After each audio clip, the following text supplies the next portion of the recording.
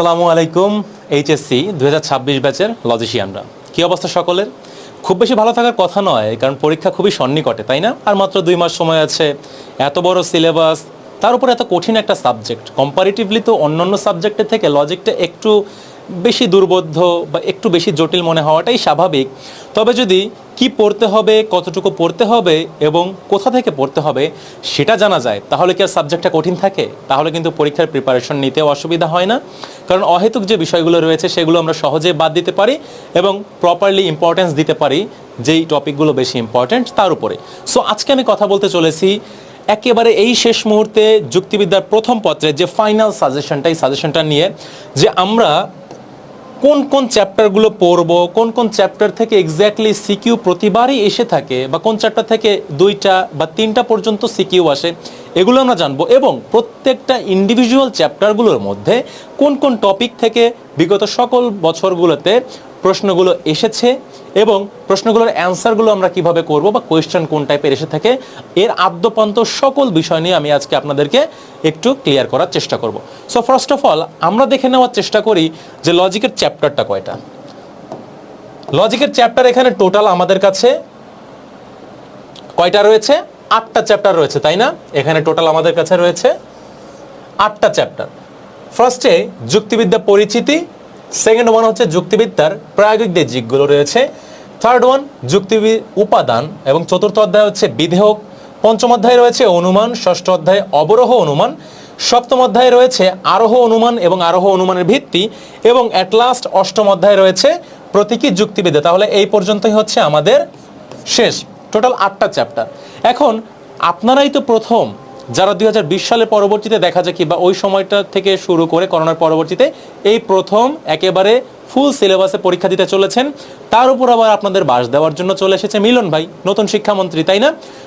ইতিমধ্যে যেসব কাজ কারবার শুরু করেছে, মোটামুটি সবারই মনে একটা আতঙ্ক কাজ করছে যে আসলে মূল্যায়নটা কি বিগত বছরগুলোর মতো হবে নাকি একটু নতুন আঙ্গিকে হবে। তবে আমি আশ্বস্ত করতে পারি এবার মূল্যায়ন পদ্ধতিটা আরেকটু স্ট্যান্ডার্ড হবে, হয়তো জিপি এবং গোল্ডেনের অনেক বেশি হ্রাস পাবে আর কি। তো সেই ক্ষেত্রে কোয়ালিটিফুল প্রিপারেশন যারা নিতে পারবে তারা বাদে যারা ফাঁকিবাজি করে টুকটাক পড়াশোনা করেছেন তাদের ভালো রেজাল্ট করার আশা করা একেবারে কি হবে, বোকার স্বর্গে বসবাস করার মতোই হবে।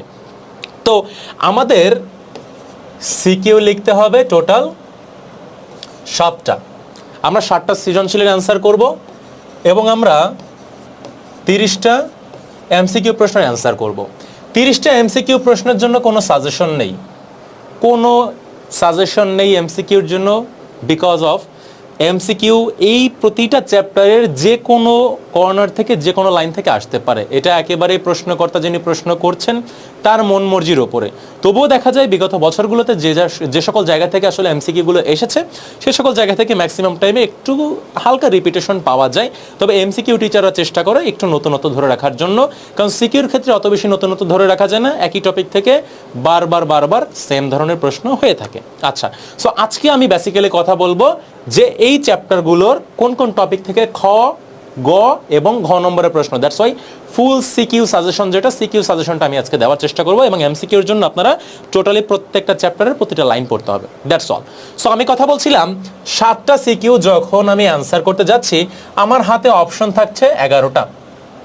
সো 11টা অপশন থেকে আমাকে 7টা সিকিউ লিখতে হবে, তাই না? এখন এখানে অপশন আছে আমার কাছে কয়টা? টোটাল 8টা চ্যাপ্টার রয়েছে। 8টা চ্যাপ্টার, আমাকে মাত্র 7টা অ্যান্সার করতে হবে, তাই না? তাহলে যতগুলো চ্যাপ্টার রয়েছে তার থেকে আমি একটা বাদও দিতে পারি। এখন এই দিকে আসা যাক যে 11টা সিকিউ কিভাবে 8টা চ্যাপ্টার থেকে আসবে। প্রতিটা চ্যাপ্টার থেকে যদি একটি করে এসে থাকে তাহলে আমাদের হয় 8টা সিকিউ। এরপরেও কিন্তু আরও 4টা চ্যাপ্টার ইনক্লুডেড হবে না? আরও 4টা চ্যাপ্টার ইনক্লুডেড, সরি আরও 3টা চ্যাপ্টার ইনক্লুডেড হবে। আমাদের আরও 3টা চ্যাপ্টার এখানে ইনক্লুড করতে হবে, তাই না? সো এই 3টা চ্যাপ্টার, অন্য কোন 3টা চ্যাপ্টার যেগুলো থেকে 2টা প্রশ্ন আসবে, বা এমন কোনো চ্যাপ্টার কি আছে যেখান থেকে 3টা প্রশ্ন আসার পসিবিলিটি আছে? হ্যাঁ, এটাই আমি শুরুতে বলে দিচ্ছি যে এইখান থেকে মোস্ট ইম্পর্টেন্ট 3টা চ্যাপ্টার, যে 3টা চ্যাপ্টার থেকে আপনি অন অ্যাভারেজ 6টা সিকিউ অ্যান্সার করে আসতে পারবেন। হ্যাঁ, শুনতে একটু কেমন যেন লাগছে যে 3টা চ্যাপ্টার থেকে 6টা প্রশ্নের অ্যান্সার করব, আর একটা চ্যাপ্টার পড়লেতে আছে, তাহলে আমার জাস্ট 4টা চ্যাপ্টার পড়লেই হয়ে যাচ্ছে অ্যান্সার। হ্যাঁ, এটাই বাস্তব। দেখেন সেই চ্যাপ্টারগুলো হচ্ছে চ্যাপ্টার নম্বর 3, যুক্তির উপাদান।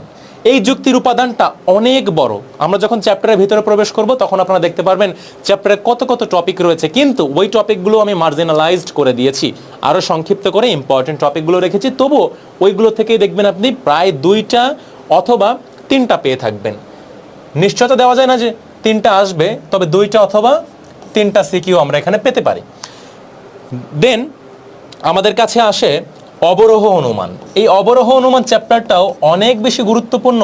এখান থেকে কতগুলো সিকিউ আসতে পারে? এখান থেকে সিকিউ আসার সর্বোচ্চ সম্ভাবনা 3টা, যদি কপাল ভালো থাকে আরেকটু কমিয়ে আপনাদের 2টা দিতে পারে।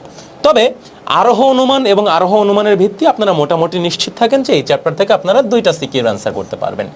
তাহলে বাকি চ্যাপ্টারগুলো থেকে যদি একটা করে, অর্থাৎ সবগুলো চ্যাপ্টার থেকে একটা করে আসে, বাকি 3টা সিকিউ এক্সট্রা অর্থাৎ ইন অ্যাডিশন যুক্ত হবে আমাদের চ্যাপ্টার নম্বর 3, চ্যাপ্টার নম্বর 6 এবং চ্যাপ্টার নম্বর 7, তাই তো? এই যে এই 3টা চ্যাপ্টার থেকে আমরা এক্সট্রা কোয়েশ্চেনগুলো পাবো। এখন আপনার উপর ডিপেন্ড করতেছে এতদিন যাবত আপনি কিভাবে প্রিপারেশনটা নিয়েছেন। আপনি কি সবগুলো চ্যাপ্টারের উপর এক্সপার্টাইজি অর্জন করতে পেরেছেন, যে আসলে সবগুলো চ্যাপ্টারে আপনি এক্সপার্ট কি না, যেখান থেকে প্রশ্ন আসবে সব জায়গা থেকে অ্যান্সার করতে পারবো, আমার কোনো প্রবলেম নেই। নাকি নাকি আপনি ফাঁকিবাজি করে এসেছেন যে আমি সব চ্যাপ্টার তো পড়ে আসিনি, কিছু কিছু জায়গায় আমার ল্যাকিংস রয়েছে, এখন আমি চ্যাপ্টার বেছে বেছে পড়বো। তাহলে আপনার অপশন হতে পারে এভাবে, আপনি অধ্যায় 3, 6 এবং 7 এই 3টা চ্যাপ্টার পড়বেন এবং এর সাথে ইন অ্যাডিশন আপনি যে কোনো আরেকটা চ্যাপ্টার অ্যাড করবেন। তাহলে আপনি কি করবেন? আপনি চ্যাপ্টার 3, 6 এবং 7 এই 3টা কভার করেন এবং এর সাথে এক্সট্রা অ্যাডিশনালি আর একটা চ্যাপ্টার সংযুক্ত করেন। তাহলে 4টা চ্যাপ্টার যদি ভালো মতো কমপ্লিট করতে পারেন, আপনার মোটামুটি লজিক ফার্স্ট পেপারে সিকিউর প্রিপারেশনটা ডান। ওকে, আচ্ছা। কিন্তু কেউ যদি এই অপশনটা চুজ করতে না চান, আপনার জন্য অন্য একটা অপশন রয়েছে। আপনি চুজ করতে পারেন অধ্যায় 1, অধ্যায় 2, 4, 5 এবং আপনার জন্য আছে 8, তাই না? তাহলে আমরা এখান থেকে কি করতে পারি? 1, 2, 4, 5, 8, 1, 2, 4, 5 এবং 8 আপনারা এই 5টা চ্যাপ্টার চুজ করতে পারেন। ওকে, সো এটা it's completely depends on you that আপনি কিভাবে আসলে এটাকে নিচ্ছেন। নিজের উপর অবশ্যই নিজে চুজ করবেন, নিজের ক্যাপাবিলিটির উপর ডিপেন্ড করে যে আমি আসলে এই সাইডের এই অপশনটা চুজ করলে ভালোভাবে প্রিপারেশনটা নিতে পারবো, নাকি আমি এই পাশের এই অপশনটাকে পিক করব। ওকে, দ্যাট ডিপেন্ডস অন ইউ। আচ্ছা, সো আমরা তো চ্যাপ্টার সম্পর্কে মোটামুটি জানলাম। এখন এই চ্যাপ্টারের মধ্যে কোন কোন টপিকগুলো ইম্পর্টেন্ট আমরা এখন ইন্ডিভিজুয়াল এক একটা চ্যাপ্টার অ্যানালাইসিস করে দেখার চেষ্টা করব। Okay, so first of all first chapter দিয়ে শুরু করা যাক, যুক্তিবিদ্যার পরিচিতি। যুক্তিবিদ্যা সম্পর্কে পরিচয় তো মোটামুটি হয়েছে। যাদের ঘনিষ্ঠ পরিচয় হয়েছে তারা এখন নিশ্চিন্ত আছে, যাদের পরিচয় খুব একটা হয়নি, যুক্তিবিদ্যার সাথে প্রেম ভালোবাসা একটু কমই হয়েছে, তারা কিন্তু পরীক্ষায় মোটামুটি একটা বাস খাওয়ার জন্য রেডি থাকেন। আচ্ছা, যুক্তিবিদ্যার পরিচিতি এই ফার্স্ট চ্যাপ্টার থেকে আমি এখানে 6টা কর্নার সিলেক্ট করেছি। টোটাল হচ্ছে 6টা কর্নার, তাই না? এই 6টা কর্নারের বাইরে এই চ্যাপ্টারে আরও অনেক জায়গা আছে, অনেক পয়েন্ট অফ ভিউ আছে যেখান থেকে প্রশ্ন করা যায়। কিন্তু বিগত বছরের প্রশ্নগুলো যদি আপনারা অ্যানালাইসিস করে থাকেন, সলভ করে থাকেন, তাহলে দেখতে পারবেন যে প্রশ্নগুলো ওয়ান অ্যাভারেজ এই 6টা টপিকের মধ্যে থেকেই আবার কি করছে, রিসাইকেলিংয়ের মতো ঘুরে ঘুরে ঘুরে ঘুরে আবর্তিত হচ্ছে, তাই না? আচ্ছা, আমাদের পড়তে হবে যুক্তিবিদ্যার ক্রমবিকাশ সম্পর্কে এবং ব্র্যাকেটে লিখে রেখেছি প্রাচীন থেকে সাম্প্রতিক। প্রাচীনকালে সেই অ্যারিস্টটল মহাশয় ছিলেন যুক্তিবিদ্যার যিনি ফাদার, জনক।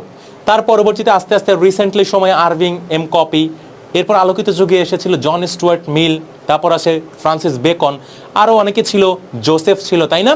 দেখুন, এই যে প্রাচীন থেকে সাম্প্রতিক সময়ে যুক্তিবিদ্যার কতগুলো ধাপ পেরিয়ে এসেছে এবং বর্তমানে সাম্প্রতিক সময়ের যুক্তিবিদ্যার রূপ কতটুকু, এখন এখান থেকে কোন ধরনের প্রশ্ন আসবে, এটা হচ্ছে আমি বলবো এটাকে আপনি 1 স্টার একটা মার্ক করতে পারেন। আপনি এখানে 1 স্টার কেন মার্ক করতে পারেন? 1 স্টার মার্ক কারণ এখান থেকে হয় আপনার এমসিকিউর জন্য তো মোস্টলি ইম্পর্টেন্ট, এছাড়া শুধুমাত্র ক নম্বরটা আসতে পারে। ওকে, খটাও অত বেশি মেজর না। সেকেন্ড যে টপিকটা আছে যুক্তিবিদ্যার যে ধারণা, অর্থাৎ বিভিন্ন লজিশিয়ান যুক্তিবিদ্যাকে কিভাবে মূল্যায়ন করেছেন, সংজ্ঞায়িত করেছেন, বা তার দৃষ্টিকোণ থেকে যুক্তিবিদ্যাটা আসলে কি। কেউ বলেছেন অ্যারিস্টটল বলেছেন চিন্তা আর বিজ্ঞান, আবার জোসেফও বলেছেন মোটামুটি অ্যারিস্টটলের সাথে একই কথা রেখেছেন। মিল আবার একটু ডিফারেন্ট ওয়েতে এটাকে এক্সপ্লেইন করার চেষ্টা করেছেন। এবং আমি যার ভক্ত Irving Marmer Copi, I M Copi, Copi মহাশয় বলেছেন কি, অবৈধ যুক্তি থেকে বৈধ যুক্তিকে টেনে হিচড়ে আলাদা করে নিয়ে আসা, তাই না? অর্থাৎ অসৎসঙ্গ থেকে তাকে আমি বের করে নিয়ে আসব। তো এই যে আমি চারজন, এই চারজনের বাইরে বইতে আরও অনেক যুক্তিবিদ্যার ধারণা দেওয়া আছে, কিন্তু এই চারজনের বাইরে আপনাদের আর কারো দেখার দরকার নেই। এই যে সিলেবাস শর্ট হয়ে গেল, তাই না? আচ্ছা, বিষয়নিষ্ঠ নাকি আদর্শনিষ্ঠ বিজ্ঞান, এই টপিকটাকে আপনি একেবারে চোখ বন্ধ করে আমার উপর ভরসা করেন, আপনি 3 স্টার লিখে রাখেন। এইখান থেকে আপনি একটা প্রশ্ন পাবেন, অবশ্যই আপনি গ অথবা ঘ নম্বরে একটা কোয়েশ্চেন পাবেনই পাবেন, 100% গ্যারান্টেড। এবার আসে যুক্তিবিদ্যা কলা নাকি বিজ্ঞান, যুক্তিবিদ্যা কলা নাকি বিজ্ঞান, এটা কি আর্টস নাকি সায়েন্স? এখন প্রশ্ন হচ্ছে, এটা হচ্ছে বোথ। প্রশ্ন এভাবে আসবে, যুক্তিবিদ্যা কলা নাকি বিজ্ঞান, ব্যাখ্যা করো, বিশ্লেষণ করো অথবা মূল্যায়ন করো, বোথ, দুইটাই। কিভাবে আসলে এটা কোন দিক থেকে বিজ্ঞান হলো, বিজ্ঞানে কোন কোন ক্রাইটেরিয়া রয়েছে, সেই ক্রাইটেরিয়াগুলো আসলে ফুলফিল করতে পারতেছে কিনা লজিক, এবং দেন এই সায়েন্সটাকে আমরা কিভাবে রিয়েল লাইফে আমরা কি করি, ব্যবহার করি, যদি আমাদের জন্য ফ্রুটফুল হয়, ইউজফুল হয়, দেন এটাকে আমরা একটা কলা বলতে পারি বা শিল্প বলতে পারি। এগুলো আপনাদের পড়তে হবে। পরবর্তীতে যুক্তিবিদ্যার যে পরিধি এবং যুক্তিবিদ্যার বৈশিষ্ট্যগুলো, এই টপিকটাকে আপনি 2 স্টার মার্কিং করে রাখতে পারেন। এখানে যতগুলো টপিক দেওয়া আছে প্রত্যেকটা টপিকই ইম্পর্টেন্ট, বাছাই করা টপিক, এগুলো থেকে প্রশ্ন আসবে, বাট এগুলোর মধ্যে কম্পারেটিভলি কোন টপিকগুলো একটু বেশি ইম্পর্টেন্ট আমি সেইটাও আপনাকে শর্ট আউট করে দিচ্ছি। এটা শর্ট আউট করতে হয়তো আপনাকে আলাদা একটু পরিশ্রম করতে হতো, আপনাকে সেই পরিশ্রমটাও আমি এখানে লাঘব করে দিচ্ছি। ওকে, সকল বিজ্ঞানের বিজ্ঞান কিভাবে, এটাও আপনি 2 স্টার মার্কিং রাখেন। দেখেন, সকল বিজ্ঞানের বিজ্ঞান, এটা কখনো কিন্তু আপনি গ বা ঘতে পাবেন না, এটা অবভিয়াসলি আপনি এখানে খ নম্বরে প্রশ্ন পাবেন, এটা আপনি লিখে নিতে পারেন। এটা তো এখানে লেখা থাকলো, আপনি দেখবেন পরীক্ষায় এটা খ নম্বর ছাড়া আর কোনো প্রশ্নে আসবে না। ওকে, যুক্তিবিদ্যার পরিধি এবং বৈশিষ্ট্য, এটাও গ এবং ঘ নম্বরে আসে। আপনাদের কমন সেন্স থেকে আপনারা বুঝতে পারতেছেন যে আসলে কোন টপিক থেকে কোনগুলো প্রশ্ন আসবে বা কেমন কি আসতে পারে, তাই না? এটার অত বেশি এক্সপ্লেন করার প্রয়োজন নেই আমাদের কাছে। তো যুক্তিবিদ্যা পরিচিতি, এই চ্যাপ্টার থেকে আমি কয়টা সিকিউ পাবো? আমি মাত্র একটা সিকিউ পাবো। এই একটা সিকিউর জন্য আমি ভালো মতো অ্যান্সার করে আসতে পারি, খুবই সহজ একটা চ্যাপ্টার, কর্নারগুলো আমি শর্ট আউট করে দিলাম। ওকে, বাকি দায়িত্বটা আপনার। পরবর্তী চ্যাপ্টারে আমরা একটু অগ্রসর হই। দেখুন, পরবর্তী চ্যাপ্টারে আমরা যুক্তিবিদ্যার প্রায়োগিক দিক, এই যে বাস্তব জীবনে যুক্তিবিদ্যা আমি কিভাবে প্রয়োগ করব, বা বাস্তব জীবনের যুক্তিবিদ্যা আমাদের কোন ধরনের কাজগুলোতে এসে থাকে, কিভাবে কাজে লাগে, নাকি এটা একটা হাবাজাবা সাবজেক্ট পরীক্ষায় বাস দেওয়ার জন্য, না বাস্তব জীবনে একটু কাজে লাগে আর কি, ওইটা দেখার চেষ্টা করি আমরা থেকে। এখন এখান থেকে প্রশ্ন আসে, যুক্তিবিদ্যার সঙ্গে অন্যান্য যেই ব্রাঞ্চেসগুলো রয়েছে, নলেজের ব্রাঞ্চেসগুলো রয়েছে, যেমন আপনার কম্পিউটার সায়েন্স রয়েছে, এখানে দর্শন রয়েছে, অ্যাস্থেটিক রয়েছে, তারপরে রয়েছে আপনার ইথিক্স রয়েছে, সেটা হচ্ছে আপনার একটা হচ্ছে ব্যবসায়ের ক্ষেত্রে আর একটা হচ্ছে পেশাগত ক্ষেত্রে নীতিবিদ্যার সঙ্গে যুক্তিবিদ্যার প্রয়োগ। এখন এইখান থেকে এই যে 5টা টপিকের কথা বলেছি, 5টা টপিকই ইম্পর্টেন্ট, 5টা জায়গা থেকে প্রশ্ন আসার মতো, বাট এইখান থেকে আপনি একটু আলাদা এমফাসাইজ করবেন যুক্তিবিদ্যা এবং দর্শন, এই জায়গাটা, কারণ লজিকের উৎপত্তি তো হয়েছে দর্শন থেকে, যুক্তিবিদ্যাকে দর্শনের মধ্যেই ছিল, স্টিল দর্শনের মধ্যেই আছে, এই জন্য যুক্তিবিদ্যা এবং দর্শনের যে সম্পর্ক অবিচ্ছেদ্য, তাই না? তো আমরা যারা দর্শনের শিক্ষার্থীরা রয়েছে তারাই কিন্তু আপনাদেরকে ইন ফিউচার লজিক পড়াবো ইনশাল্লাহ। যুক্তিবিদ্যা এবং নীতিবিদ্যা, এটা জাস্ট এতটা বেশি ইম্পর্ট্যান্ট, এটা আর বলার কোনো জায়গা রাখে না। তবে ব্র্যাকেটে একটু বিষয় হাইলাইট করা হয়েছে, ব্যবসার ক্ষেত্রে এবং পেশাগত ক্ষেত্রে নীতিবিদ্যায় যুক্তিবিদ্যার প্রয়োগ। প্রশ্নটা বুঝেন কিন্তু, নীতিবিদ্যার ক্ষেত্রে যুক্তিবিদ্যার প্রয়োগ কোথায় আসে, আমাদের বাস্তব জীবনে কি করা উচিত, কি করা উচিত নয়, সেটা ব্যবসার ক্ষেত্রে কি আমি একজন কাস্টমারকে ঠকাবো নাকি অরিজিনাল প্রোডাক্ট দিব, বা পেশাগত ক্ষেত্রে আমি কি আমার ওপর অর্পিত দায়িত্বগুলো সঠিকভাবে পালন করব নাকি আমি ফাঁকিবাজি করব, এই ঔচিত্য অনৌচিত্যগুলো আমার রিজনিংয়ের মাধ্যমে সেট আপ হয়, আমার যুক্তির মাধ্যমে আমরা নির্ণয় করি এই নিয়ম নীতিগুলো। এই জন্যই কি নীতিবিদ্যা যুক্তিবিদ্যার একটা আলাদা সম্পর্ক রয়েছে।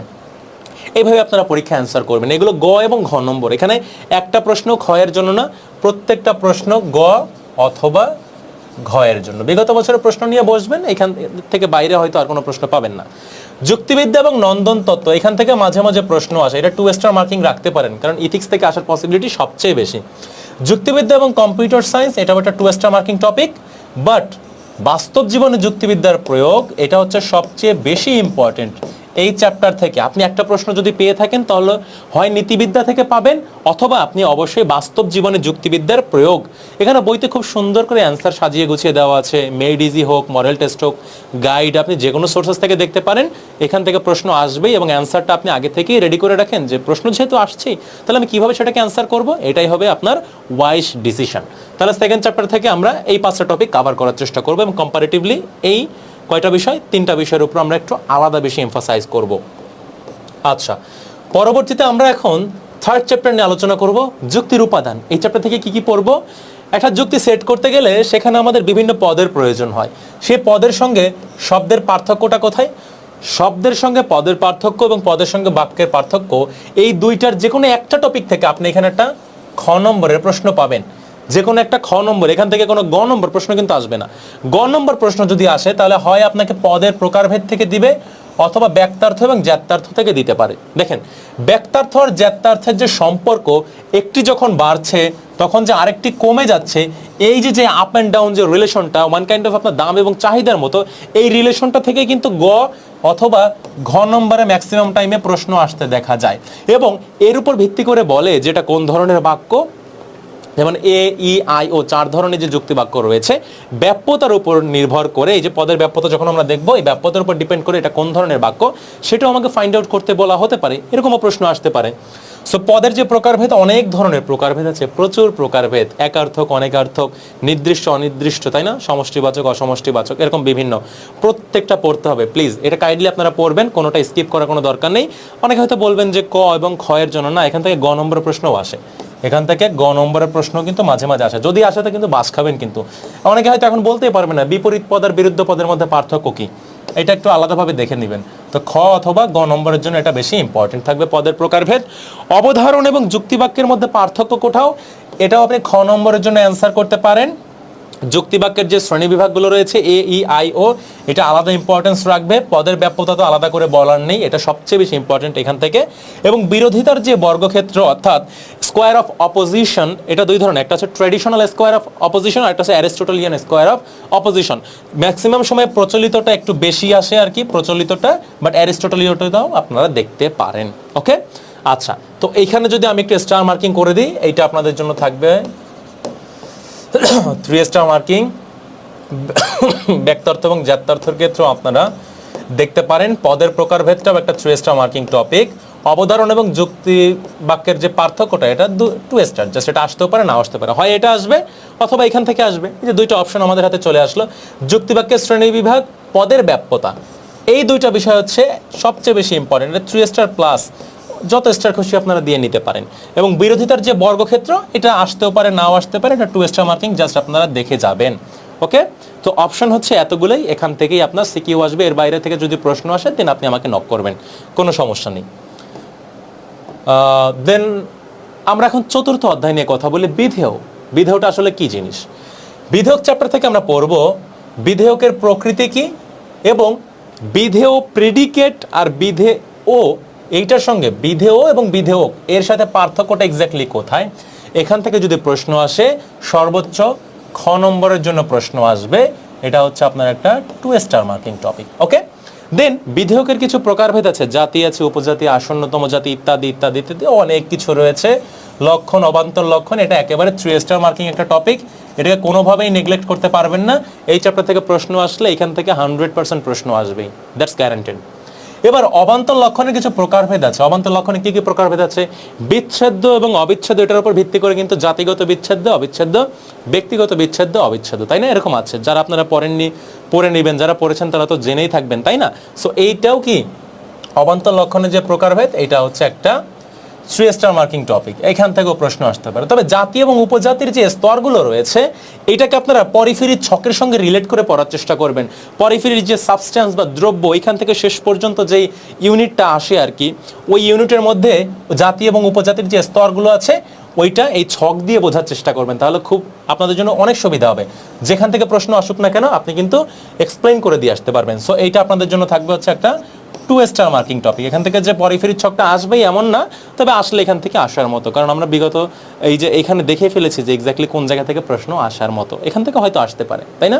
সো এই ছিল হচ্ছে আপনার, বাকিগুলো হচ্ছে গ এবং ঘ এর জন্য, এবং এই একটা পয়েন্ট থেকে হচ্ছে আপনি জাস্ট খ নম্বরে অনুধাবনটা আর কি সলভ করতে পারেন। ওকে, আচ্ছা আমরা পরবর্তী চ্যাপ্টারের দিকে চলে যাই।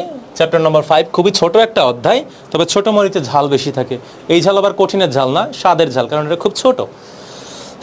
অনুমানের প্রকৃতি আমরা জানবো এবং অনুমানের যে বৈশিষ্ট্যগুলো, সেই বৈশিষ্ট্যগুলো আমরা জানার চেষ্টা করব। অনুমান কি, কাকে বলে, বা অনুমানের কি কি বৈশিষ্ট্য থাকা প্রয়োজন, যদি প্রশ্ন আসে হয়তো খ নম্বরের জন্য একটা প্রশ্ন আসতে পারে। এটা একটা 2 স্টার মার্কিং টপিক। অবরোহ এবং আরোহ অনুমানের মধ্যে সম্পর্ক কোথায়, মাধ্যম এবং অমাধ্যম অনুমানের মধ্যে পার্থক্য কোথায়, এই যে দুইটা টপিক, এই টপিক থেকেই প্রশ্ন আসবে। এই চ্যাপ্টার থেকে প্রশ্ন আসলে এই দুইটা টপিকের বাইরে থেকে আর কোথা থেকেও প্রশ্ন আসবে না। এখান থেকে আসবে আপনার গ অথবা ঘ নম্বরের জন্য প্রশ্ন। ওকে, পরবর্তী চ্যাপ্টারে অধ্যায় নম্বর 6 অবরোহ অনুমান। বিশাল বড় চ্যাপ্টার, অনেক পেইন দেয়। চ্যাপ্টারকে মিনিমাইজ করে ফেলেছি, জাস্ট 6টা টপিক রেখেছে। এখান থেকে 6টা টপিক পড়লেই কিন্তু চ্যাপ্টার শেষ। আবার যারা একটু বেশি ওভার স্মার্ট তারা বাদও দিয়ে দিতে পারেন, সমস্যা নেই, কারণ আমার হাতে তো অপশন আছে, তাই না?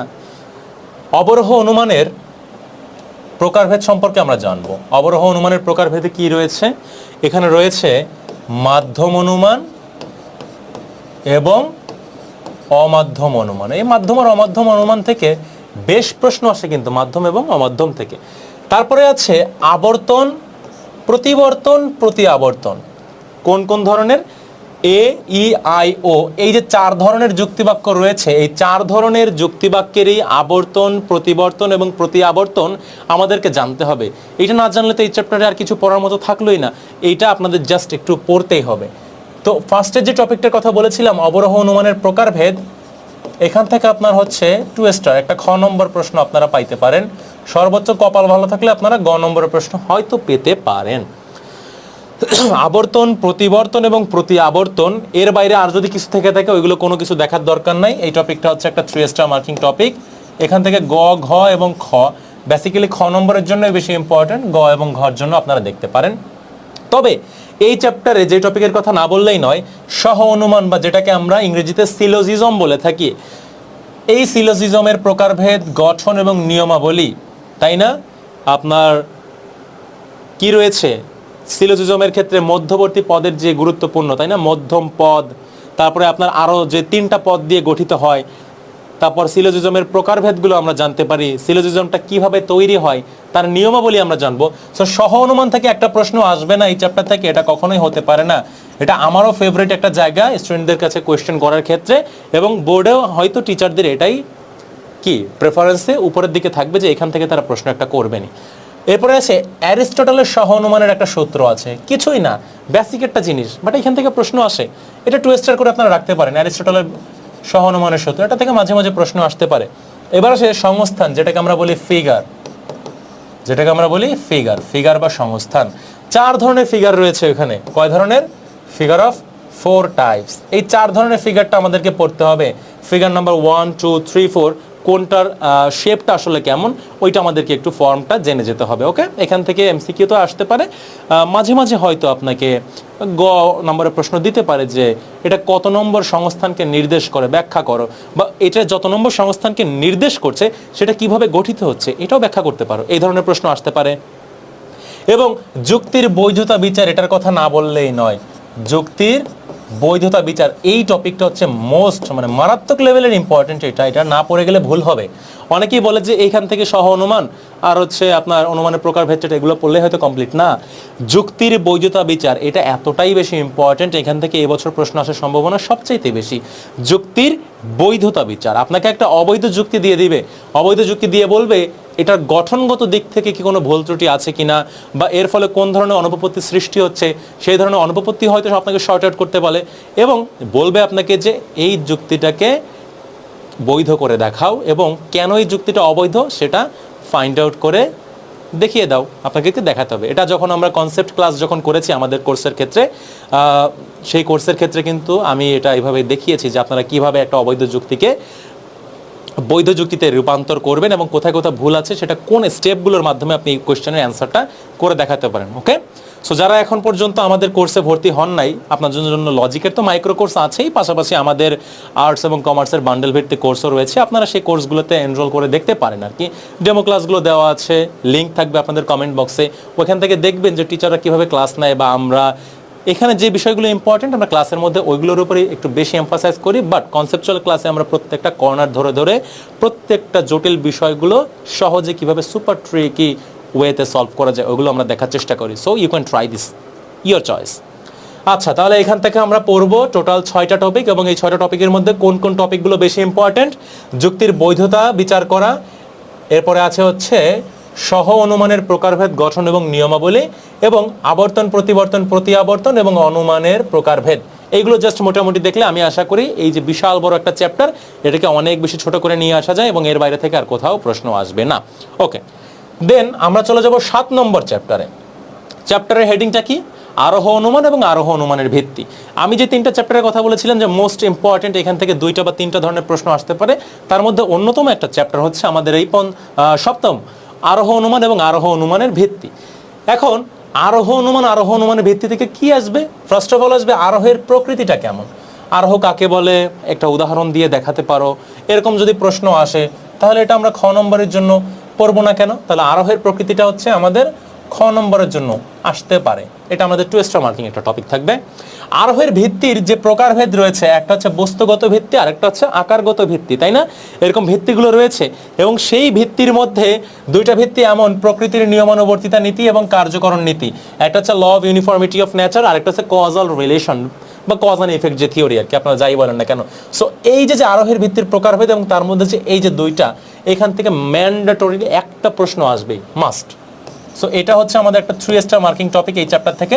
এখান থেকে আপনি একটা গ নম্বর অথবা ঘ নম্বরের প্রশ্ন মোটামুটিভাবে প্রত্যাশা রাখতে পারেন, চলে এসেছে। এবার আসে কজ অ্যান্ড কন্ডিশন, কারণ এবং শর্ত কোনটাকে কি বলে, বা শর্তের মধ্যে আবার 2 ধরনের যে প্রকারভেদ আমরা দেখেছিলাম না, একটা হচ্ছে প্রয়োজনীয় শর্ত আর একটা হচ্ছে পর্যাপ্ত শর্ত। এটা আমি হয়তো একটা শর্ট ভিডিওর মাধ্যমে আপনাদেরকে বুঝিয়েছিলাম যে কারণ আর শর্তের মধ্যে ডিফারেন্সটা কোথায়, বা দুইটাকে আমরা আসলে 2টার প্রকৃতিটি বা বৈশিষ্ট্যটি আমরা কিভাবে সহজে বুঝতে পারি। ওরা যারা ভিডিওটা দেখেন নাই তারা আবার একটু ব্যাক ফ্ল্যাশে গিয়ে ভিডিওটা দেখে আসতে পারেন, অথবা যারা বুঝেছেন অলরেডি ক্লাসের মধ্যে আমি ওইভাবে বুঝিয়েছি, তাদের তো মোটামুটি বোঝা হয়ে গিয়েছে, তাই না? সো কারণ আর শর্তের যে বৈশিষ্ট্যগুলো এখান থেকে আসলে সর্বোচ্চ খ নম্বরের প্রশ্নই আসবে এখান থেকে। এটা আমাদের একটা 2 স্টার মার্কিং টপিক হিসেবে থাকতে পারে। ওকে, এখন আসে বহু কারণবাদ, বহু কারণ সমন্বয় এবং কার্য সংমিশ্রণ। এই যে 3টা বিষয়, এই 3টা বিষয় মোস্টলি ইম্পর্টেন্ট এই চ্যাপ্টার থেকে প্রশ্ন আসার জন্য।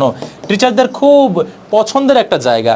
বহু কারণবাদ কি এবং বহু কারণ সমন্বয়টা আসলে কি জিনিস, এগুলো আমরা ক্লাসের মধ্যে খুব ভালোভাবেই কিন্তু শিখেছি, তাই না? যেমন বহু কারণবাদ, একটা কার্যের বিভিন্ন কারণ থাকতে পারে, আবার এখানে যেমন মৃত্যু হতে পারে মানুষের অ্যাক্সিডেন্টের মাধ্যমে, স্ট্রোকের মাধ্যমে, ডিফারেন্ট ওয়েতে হতে পারে। আর বহু কারণ সমন্বয় মিনস হচ্ছে অনেকগুলো কারণ মিলে যখন একটা ইফেক্ট প্রডিউস করে, যেমন একটা রুমের মধ্যে 8টা 10টা লাইট মিলে কি করে, শুধু আলোই দিচ্ছে, তাই না? এগুলোকে বলা হয় বহু কারণ সমন্বয়। তারপরে কার্য সংমিশ্রণ, তাই না? কার্য সংমিশ্রণের বিভিন্ন প্রকারভেদ আমরা ওখানে দেখার চেষ্টা করেছিলাম। সো এইখান থেকে প্রশ্ন আসার সম্ভাবনা অনেক বেশি। আপনারা এই চ্যাপ্টার যখন পড়বেন তখন এই টপিকটার উপর একটু আলাদা ইম্পর্টেন্স দিয়ে পড়বেন। ওকে, দেন আসে নিরীক্ষণ, পরীক্ষণ, অবজারভেশন এবং এক্সপেরিমেন্টেশন। এই নিরীক্ষণ এবং পরীক্ষণের বৈশিষ্ট্যগুলো কি কি, তাদের সম্পর্ক কি পরস্পরের সঙ্গে, এবং সুবিধা এবং অসুবিধা যেগুলো আছে এগুলো জাস্ট ইন ডিটেলস আমাদের একটু জানা প্রয়োজন। এটাও একটা 3 স্টার মার্কিং টপিক, এটাকে কোনোভাবেই বাদ দিয়ে যাওয়া যাবে না। সো এই চ্যাপ্টার থেকেও মোটামুটি আমরা জাস্ট 6টা টপিক ক্লিয়ার করলে কিন্তু আমাদের প্রিপারেশনটা মোটামুটি ডান, তাই না? এই যে বড় বড় চ্যাপ্টারগুলো আমরা কত ছোট করে নিয়ে আসতেছি। এখন প্রশ্ন তো এখান থেকে বললাম যে 2টা বা 3টাও হতে পারে। কোন কোন জায়গা থেকে? এই দেখেন 3 স্টার মার্কিং যেগুলো করেছে প্রত্যেকটা ইন্ডিভিজুয়ালি গ অথবা ঘয়ের জন্য প্রশ্ন আসতে পারে না? আপনার বহু কারণবাদ, কার্য সংমিশ্রণ, এখান থেকে একটা তো সিকিউ আসবেই। তারপরে আপনার প্রকৃতির নিয়মানুবর্তিতা নীতি এবং কার্যকরণ নীতি আরোহের ভিত্তি হিসেবে এখান থেকে একটা প্রশ্ন আসবেই। মোটামুটি এই যে 2টা হয়ে গেল। এছাড়াও যদি আসে নিরীক্ষণ পরীক্ষণ থেকেও প্রশ্ন আসতে পারে। এই কর্নারগুলো থেকেই হচ্ছে প্রশ্ন আসবে, এর বাইরে থেকে কখনোই আসবে না। দেন আমাদের একেবারে ফাইনাল যে লাস্ট চ্যাপ্টারটা রয়েছে সেটা হচ্ছে প্রতীকী যুক্তিবিদ্যা। প্রতীকী যুক্তিবিদ্যাটা আমার কাছে সবচেয়ে সহজ মনে হয় এবং সবচেয়ে ইজিলি যদি কোনো চ্যাপ্টারে মার্কস তোলা যায় একটু কম লিখে, তাহলে আমার মনে হয় সেটা প্রতীকী যুক্তিবিদ্যাই হবে। এবং আপনারাও আমার সাথে হয়তো একমত হবেন এ বিষয়ে যে প্রতীকের প্রকৃতি কী, প্রতীক কাকে বলে, প্রতীকের বৈশিষ্ট্যগুলো কী কী, এবং প্রতীক ব্যবহারের ফলে আমাদের যে টাইম সেভ হয়, আমরা পরীক্ষায় অল্প লেখে বেশি নম্বর পেতে পারি, এটাও প্রতীকের একটা সুবিধার মধ্যে আপনারা লিখতে পারেন আর কি। সো প্রতীকের প্রকৃতি, বৈশিষ্ট্য এবং উপযোগিতা, এখান থেকে একটা প্রশ্ন আসবে। বেসিক্যালি এখান থেকে খ নম্বরের প্রশ্ন আসতে পারে। এছাড়াও প্রতীক আর সংকেতের মধ্যে যে পার্থক্যটা, এটাও আপনার কি খ নম্বরের জন্য প্রশ্ন আসতে পারে। এখন গ অথবা ঘ এর জন্য প্রশ্ন কোথা থেকে আসবে? গ এবং ঘ এর জন্য প্রশ্ন আসবে সত্যতা ও বৈধতার সম্পর্ক, ট্রুথ অ্যান্ড ভ্যালিডিটি। আমরা এটা দেখেছি, ট্রুথ অ্যান্ড ভ্যালিডিটি, সত্যতা এবং বৈধতার মধ্যে সম্পর্ক কোথায়, অথবা সম্পর্কের ক্ষেত্রে শুধুমাত্র ভালো সম্পর্ক না, খারাপ সম্পর্ক যদি থাকে, যদি সাপে নেউলে সম্পর্ক থাকে, জাস্ট কন্ট্রাডিক্টরি হয় বা পার্থক্য থাকে, সেটাও আমাদেরকে পড়তে হবে। অবশ্যই সত্যতা আমাদের প্রপোজিশনের ক্ষেত্রে আসে, বৈধতাগুলো আসে আমাদের আর্গুমেন্টসের ক্ষেত্রে, এটা আমাদেরকে জানতে হবে। এবং যৌগিক বাক্যের কিছু প্রকারভেদ রয়েছে, এবং প্রকারভেদের মধ্যে রয়েছে 5 টাইপস, 5 ধরনের। সেখানে আমরা কেমন ধরনের দেখতে পাই? সংযৌগিক বাক্য দেখতে পাই, প্রাকল্পিক বাক্য দেখতে পাই, বৈকল্পিক বাক্য দেখতে পাই, নিষেধক বাক্য দেখতে পাই, এরকম আছে না, অ্যান্ড, অর, ইমপ্লাই, যে 5 ধরনের আমরা ট্রুথ কানেকটিভসগুলো দেখেছি, অর্থাৎ সত্যক যে সংযোজকগুলো আছে, ওই সংযোজকগুলোর আলোকেই কিন্তু 5 ধরনের যৌগিক বাক্যের প্রকারভেদ রয়েছে। ওই প্রকারভেদগুলো কিন্তু আমাদের একটু দেখতে হবে আর কি। এবং একেবারে লাস্টে গিয়ে এখানে আরেকটা বিষয় যেটা আমাদেরকে জানতে হবে, সেটা হচ্ছে ট্রুথ টেবিল। ট্রুথ টেবিল, বা যেটাকে বাংলায় আমরা বলি সত্যক সারণী, যেটাকে আমরা বাংলায় বলছি সত্যক সারণী, তাই না? আচ্ছা, এই সত্যক সারণীটাই হচ্ছে এই চ্যাপ্টারের সবচেয়ে ইম্পর্টেন্ট একটা জায়গা। এখান থেকে প্রশ্ন জাস্ট বন্দুকের গুলি মিস হবে, এখান থেকে প্রশ্ন আসা মিস হবে না। এখন সত্যক সারণী কিভাবে প্রশ্নটা আসবে? প্রশ্ন আসতে পারে দুইভাবে। ফার্স্ট অফ অল, এই যে 5 ধরনের যে আমরা ডিফারেন্ট প্রপোজিশনসগুলো দেখলাম, এইগুলোর যে ইন্ডিভিজুয়াল ট্রুথ টেবিল আছে না, এই ইন্ডিভিজুয়াল ট্রুথ টেবিল আপনাকে দিতে পারে। যে একটা বৈকল্পিক বা প্রাকল্পিক বাক্য আপনাকে দিয়ে বললো এটা কোন ধরনের বাক্য, ফার্স্ট অফ অল সেটা নির্ণয় করতে হবে। জাস্ট মনে করেন যে এটা একটা প্রাকল্পিক বাক্য, যদি বা তবে দিয়ে, যে যদি বৃষ্টি হয় তবে মাটি ভিজবে, একটা প্রাকল্পিক বাক্য। এইটা আমরা যখন আইডেন্টিফাই করে ফেললাম, তখন এইটার যে সত্যক সারণী, যে বলতে পারে প্রাকল্পিক বাক্যের সত্যক সারণী, এটা আমাদের সামনে এক্সপ্লেন করে দেখান, বিশ্লেষণ করেন। মূল্যায়ন বলবে না, বিশ্লেষণ বা ব্যাখ্যা এতটুকুর মধ্যে থাকবে এই প্রশ্নের ক্ষেত্রে। অথবা আপনাকে কি করতে পারে, সরাসরি 2টা বা 3টা একটা প্যাসেজ টাইপের একটা প্রশ্ন দিতে পারে, এবং প্যাসেজ টাইপের দিয়ে ওখান থেকে একটা আলাদা অংশও বলতে পারে, বা সমগ্র প্যাসেজের যে ট্রুথ বা ভ্যালিডিটিটা আছে ওইটা আপনাকে নির্ণয় করতে বলতে পারে ট্রুথ টেবিলের মাধ্যমে। তখন দেখা যাবে কি আপনার কাছে কম্পোনেন্ট অনেক বেশিগুলো আসবে। যেমন আমরা ট্রুথ টেবিলের ক্ষেত্রে শিখেছি না, যে একটা সেন্টেন্সের মধ্যে যতগুলো পার্ট থাকবে আমরা ততগুলোর উপর স্কোয়ার করব। একটা সেন্টেন্সে যদি 3টা পার্ট থাকে, তাহলে আমরা 3 উপর স্কোয়ার করে দেবো। সেই ক্ষেত্রে আমাদের কি হবে, 9টা সত্যক সারণী এভাবে হয়ে যাবে। এই সারণীর ক্ষেত্রে আমরা কি করব, এইভাবে 9টা টেবিল, সরি এটা ভুল হয়েছে, আমরা 2 এর উপর কিউব করব। এটা হচ্ছে 2 এর উপর আমরা কিউব করব, তাহলে আমাদের 8টা হয়ে যাবে। 2 এর উপর কিউব করলে আমাদের কি হবে, 2 টু দি পাওয়ার সামথিং, অর্থাৎ যতগুলো কম্পোনেন্ট সেটা 2 এর উপর পাওয়ার করে দিলে আমাদের কি হবে, এখানে হয়ে যাবে। তাহলে এখানে আমাদের কাছে মনে করেন যে 5টা আছে, এই যে 8টা করে নিলাম। তাহলে এটা হচ্ছে আমাদের পি, এটা হচ্ছে আমাদের মনে করেন কিউ, এবং এই ক্ষেত্রে আমাদের এই পাশে চলে আসবে কি পি ইমপ্লাইজ কিউ, এইভাবে থাকবে। তো 8টা যখন হয়ে যাবে আমাদের কম্পোনেন্ট, তখন আমরা কি করব, 8টা কম্পোনেন্টের ক্ষেত্রে আমরা 4টা ট্রু নিব, এবং আমরা দেন পরবর্তীতে কি থাকবে, আমরা 4টা ফলস করে নিব। 4টা ট্রু করলাম এবং 4টা ফলস করে নিলাম। ফার্স্টের যেই রোটা কলামটা আছে, এখানে আমরা 4টা সত্য 4টা মিথ্যা নিলাম। পরবর্তী কলামগুলোতে আমরা কি করব, এটা হাফ করে নিয়ে আসবো। আমরা 2টা সত্য নিব, আমরা 2টা মিথ্যা নিব, 2টা সত্য দুইটা মিথ্যা, এইভাবে যাবে। দেন পরবর্তীতে ট্রু ট্রু কি হয়, ট্রু ফলস কি হয়, এটা ইমপ্লাইজের ক্ষেত্রে অর্থাৎ এই যে যেই প্রাকল্পিক বাক্যের ক্ষেত্রে যেভাবে সত্য সারণী আমরা করেছি, কোন কম্বিনেশনে ট্রু হয় কোন কম্বিনেশনে ফলস হয়, সেটা আপনাদেরকে কি করতে হবে এখানে ইন্ডিভিজুয়ালি প্রত্যেক জায়গায় দেখাতে হবে। দেখানোর পরে এবার যে এই যে আমরা বাক্যটা সত্য নাকি মিথ্যা, বাক্যটির সত্যতা যে যাচাই করতে হবে, সেই সত্যটা আমরা যাচাই করবো যে এখানে কোনো জায়গায় ফলস আছে কিনা। যদি অধিকাংশ আমাদের ক্ষেত্রে এখানে কি থাকে, ট্রু থাকে, ট্রু সবগুলোই হয়, তাহলে সেক্ষেত্রে আমাদের কি হবে, আমাদের পুরো স্টেটমেন্টটা বা প্রপোজিশনটাই হচ্ছে ট্রু হয়ে যাবে। বাট এখানে যদি ম্যাক্সিমাম ফলস থাকে, ফলস দু একটা থাকে, তাহলে সেক্ষেত্রে আপনাদের কি হয়ে যাবে, এটা মিথ্যা হয়ে যাবে। তো এইভাবে হচ্ছে আমরা কি সত্যক সারণীর মাধ্যমে এটা সলভ করতে পারি, তাই তো।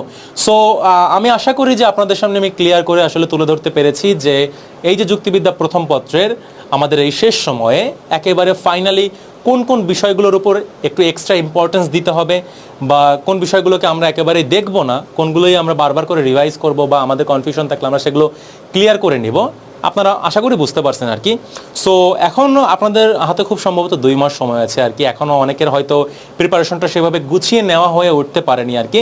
সো যাদের প্রিপারেশনে এখন পর্যন্ত ল্যাকিংস আছে, বা আপনারা হয়তো একটু সন্দিহান, খুঁজে পাচ্ছেন না যে আমরা আসলে কোন সোর্স থেকে লজিকটা একটু এই শর্ট টাইমের মধ্যে প্রিপারেশনটা কভার করে নিতে পারবো, বা এরকম কোনো মেন্টর হয়তো আপনারা খুঁজে পাচ্ছেন না, তো সেই ক্ষেত্রে আমার সাজেশন থাকবে যে আমাদের আর্টস কমের পক্ষ থেকে আপনাদের আর্টসের যে সাবজেক্টগুলো রয়েছে এগুলোর তো একটা বান্ডেল কোর্স রয়েছে, পাশাপাশি আমি পার্সোনালি হচ্ছে লজিকের কোর্সটা নিয়েছি আর কি, লজিক ফার্স্ট এবং সেকেন্ড পেপার। ওটা মনে হয় আপনাদের আরও 2-3 মাস আগে মনে হয় আপনাদের ওই কোর্সটা আমি পুরোপুরিভাবে মাইক্রোভাবে লঞ্চ করে দিয়েছি আর কি, আমার সাবজেক্টের ফার্স্ট পেপার এবং সেকেন্ড পেপার বোধ যতগুলো চ্যাপ্টার ছিল আর কি। এছাড়াও আমাদের সাইকোলজির কোর্স রয়েছে, ইকোনমিক্সের কোর্স রয়েছে। এই যে লজিক, সাইকোলজি, ইকোনমিক্স, এই 3টা সাবজেক্টের কিন্তু আপনারা বোথ ফার্স্ট এবং সেকেন্ড পেপারে মাইক্রো কোর্স অ্যাভেলেবেল পেয়ে যাবেন আমাদের এই প্ল্যাটফর্মে। পাশাপাশি আপনাদের জন্য কিন্তু রয়েছে আর্টসের যতগুলো সাবজেক্ট সবগুলো বান্ডিল কোর্স, এবং কমার্সের যতগুলো সাবজেক্ট সেগুলোর কিন্তু বান্ডিল কোর্স হিসেবে দেওয়া আছে। ক্লাসগুলো আপনাদের কয়েকটা ধাপেই দেওয়া আছে। আপনাদের ডেমো ক্লাসের জন্য যে লিঙ্ক তো অবশ্যই আমাদের কমেন্ট বক্সে থাকবে, সেই কমেন্ট বক্সে গিয়ে আপনারা ওইখানে লিঙ্কে ক্লিক করে কিন্তু আমাদের যে আর্টস কম ওয়েবসাইটটা আছে ওখানে গিয়ে আপনারা ডেমো ক্লাসগুলো দেখতে পারেন, যে টিচাররা কীভাবে ক্লাসগুলো সাজিয়েছেন। আমাদের এখানে বেসিক্যালি 4টা ধাপে আমরা ক্লাস নিয়ে থাকি আর কি। সো ম্যাক্সিমাম সাবজেক্টের ক্ষেত্রে দেখা যায় কি আপনাদের পরীক্ষাকে সামনে রেখে আর কি আমাদের টিচাররা খুব দ্রুত এই ক্লাসগুলো একেবারেই কাভার করার চেষ্টা করতেছেন। অনেকেই বেশ কঠোর পরিশ্রম করছেন আর কি, যে দ্রুত কীভাবে আপনাদের কাছে ক্লাসগুলো শেষ করা যায়। সো আমার সাবজেক্টের ক্লাসগুলো শেষ আর কি, আর লজিকটা মোটামুটি কঠিন আছে। So you can choose if you wish, যে আপনি এটা ওটা প্রাকল্পিক বাক্যই হয়ে গেল, যদি আপনি পছন্দ করে থাকেন বা আপনার প্রয়োজন হয়, দেন ইউ ক্যান এনরোল, আপনি এনরোল করতে পারেন। নো ওয়ে, আপনার জন্য কমেন্ট বক্সে কিন্তু অবশ্যই লিঙ্ক দেওয়া থাকবে, আপনারা এনরোল করতে পারেন। আপনাদের সকলের জন্য তো অবশ্যই শুভকামনা থাকবেই। আপনারা আমরা প্রত্যেকেই চাই, আসলে শিক্ষকরা চায় যে আপনাদের যারা স্টুডেন্টরা যারা রয়েছে আর কি, তারা যেন একটা গোছালো সুন্দর প্রিপারেশন নিয়ে যায়। যারা বোথ আমাদের প্ল্যাটফর্মে এঙ্গেজড রয়েছেন তাদের জন্য তো অবশ্যই শুভকামনা থাকবে, এর বাইরে যারা রয়েছেন আপনাদের জন্য অনেক অনেক আরও বেশি করে শুভকামনা রইল। আপনারা একটু প্রিপারেশনটা ভালোভাবে নিন, মাত্র 2 মাস সময় আছে। চ্যাটিং, ফিটিং, ডেটিং যা কিছু পারেন না কেন সব কিছু বাদ দিয়ে দেন, ভালো মতো পড়ার টেবিলে একটু সময় দেন, 8-10 ঘন্টা বা 12 ঘন্টা যার যেমন ক্যাপাবিলিটি আছে সেই অনুযায়ী পড়তে থাকেন। কর্নারগুলোতে আমি আইডেন্টিফাই করে দিলাম। আশা করি এই সাজেশন আপনি জাস্ট এইটুকু ফলো করেন না, এর বাইরে আর একটা লাইনও সিকিউর জন্য পড়া লাগবে না, এতটুকু পড়েন, আমি 100% আপনাকে সিউরিটি দিচ্ছি বোর্ডের এক্সামে আপনি এখান থেকে কমন পাবেন, এর বাইরে থেকে আর কোনো প্রশ্ন আসবে না। যদি এরপরে পান তাহলে আপনি আমার সাথে যোগাযোগ করবেন, ঠিক আছে। So thank you everyone. আশা করছি এটা তো ফার্স্ট পেপারের সাজেশন ছিল, ইনশাল্লাহ আবার সেকেন্ড পেপারের জন্য আমি আপনাদের সাজেশন নিয়ে আসবো, কারণ এই পরীক্ষার শেষ সময় আপনাদের জন্য সাজেশনগুলো অনেক বেশি কিন্তু বেনিফিশিয়াল হয়ে থাকে। সো থ্যাংক ইউ এভরিওয়ান, দেখা হবে আবার অন্য একটা সাবজেক্টে। বাই বাই, আল্লাহ হাফেজ।